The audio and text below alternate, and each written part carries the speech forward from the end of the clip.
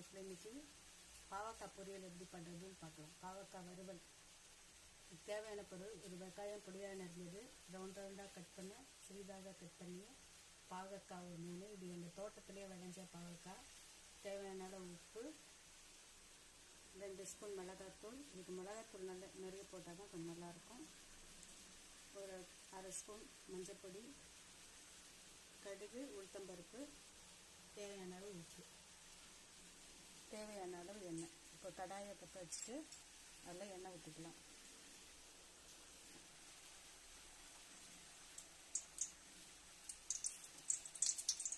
இதுக்கு ஒரு 4-5 ஸ்பூன் எண்ணெய் ஊற்றினா நல்லா வரும்.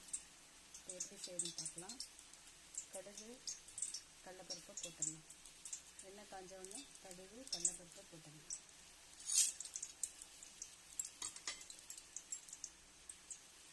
சவக்கட்டும். கடுகு பொரிஞ்சிச்சு, கடலைப்பருப்பு சவந்துச்சு. இப்போ வெங்காயம் போட்டுக்கலாம். வெங்காயம் கருவேப்பிலை போட்டுக்கலாம். இது நல்லா வதங்கணும்.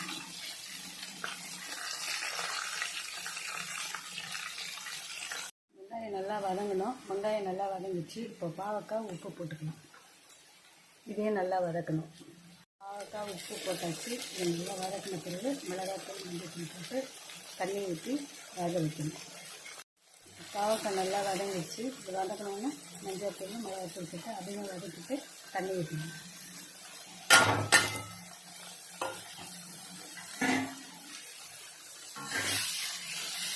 இந்த எண்ணெய் நிறைய இருந்தால் சாப்பிட்றதுக்கு டேஸ்ட்டாக இருக்கும். எல்லாருமே சாப்பிடுவாங்க.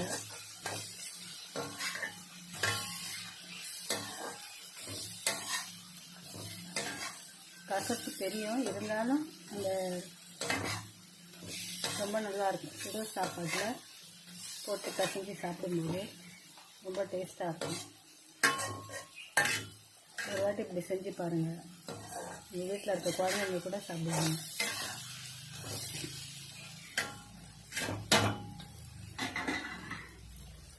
இப்போ அதுவும் வதங்கிடுச்சு. இப்போ முழுகிற அளவு தண்ணி ஊற்றிக்கலாம்.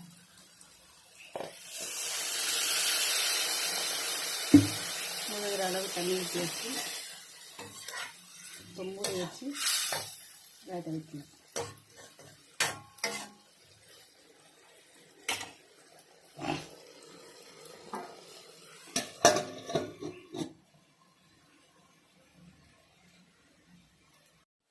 இப்போ பாவக்காய் நல்லா வெந்துச்சு. இறக்குற ஸ்டேஜில் இருக்குது. இது கொஞ்சம் எண்ணெய், மிளகாத்தூள் கொஞ்சம் நிறைய போட்டால் தான் இது டேஸ்ட்டாக இருக்கும். இப்போ பாருங்கள், வெந்திருக்கு. நம்ம செடிக்கண்டியில் குத்தின உடனே பாதி ஆயிடுச்சு. அப்போ வெந்திருக்குன்னு அர்த்தம். இது நல்லா இன்னும் கொஞ்சம் குக்காக்கி எடுத்துங்க.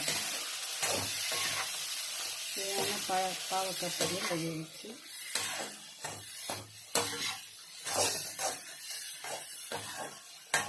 நல்லா சுருண்டு வரணும்.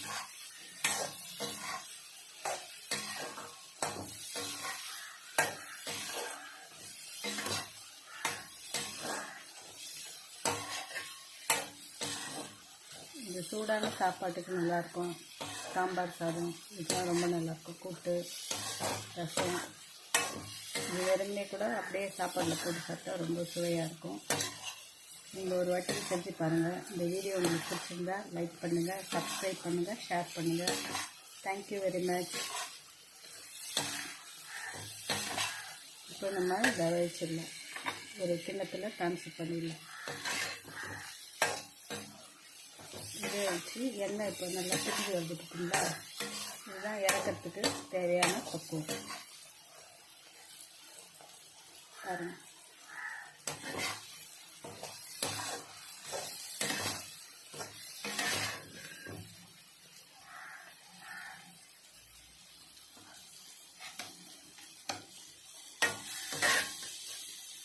தேவையான பாவக்காய் பொரியல் தயாராகிடுச்சு.